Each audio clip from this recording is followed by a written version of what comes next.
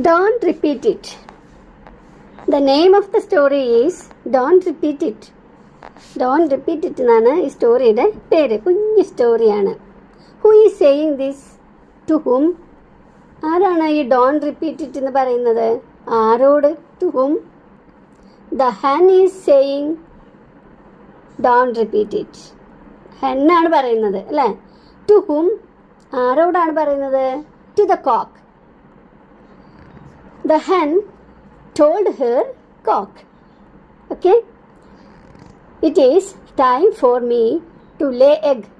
ഹെന്ന് അവളുടെ കോക്കിനോട് പറഞ്ഞു, എനിക്ക് മുട്ടയിടാൻ സമയമായി. It is time for me to lay egg. Okay, this is a safe place to lay egg. ഇതൊരു safe ആയ സ്ഥലമാണ് മുട്ടയിടാൻ. The cock took her behind the bushes by the side of the road. Road സൈഡിലുള്ള ഒരു ബുഷിൻ്റെ പുറകിലായിട്ട് അവളെ കൊണ്ടുപോയി. The hen sits there. hen അവിടെ ഇരുന്നു. And the cock went. Cock പോയി. A mouse saw all these. ഒരു മൗസ് ഇതെല്ലാം കാണുന്നുണ്ടായിരുന്നു. He was cunning. അവൻ നല്ല സൂത്രശാലിയായിരുന്നു. He wanted to take the egg. അവന് ആ മുട്ട എടുക്കണം.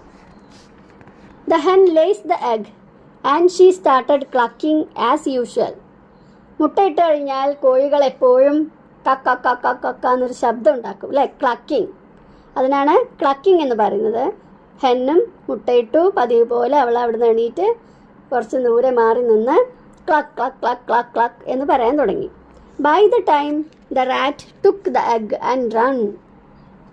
ആ സമയത്ത് ഈ മൗസ്, ഈ റാറ്റ് മുട്ട എടുത്തുകൊണ്ട് ഓടി. The rat hits a car. ഓടുന്ന സമയത്ത് റാറ്റിനെ ഒരു കാറ് മുട്ടി. Luckily the egg did not break. ഭാഗ്യത്തിന് ആ egg പൊട്ടിയില്ല. By the time the hen took the egg and ran.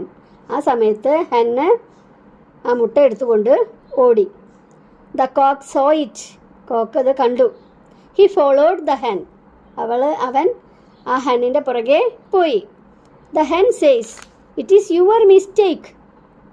The cock says, I am sorry. Cock എന്താ പറഞ്ഞത്? നിന്റെ മിസ്റ്റേക്ക് ആണെന്ന് ഹെൻ കോക്കിനോട് പറഞ്ഞു. അപ്പോൾ കോക്ക് പറയാണ്, I am sorry. The hen said, don't repeat it. ഹെന്ന് പറഞ്ഞു, ഇനി ഇതിങ്ങനെ ആവർത്തിക്കരുത് എന്ന്. ഓക്കെ, സ്റ്റോറി എല്ലാവർക്കും മനസ്സിലായോ? ഇത്രയുമാണ് നമ്മുടെ ഈ സ്റ്റോറിയിൽ ഉള്ളത്. അപ്പോൾ ലാസ്റ്റ് നോക്കാം. Where is the egg? Draw it in the suitable place.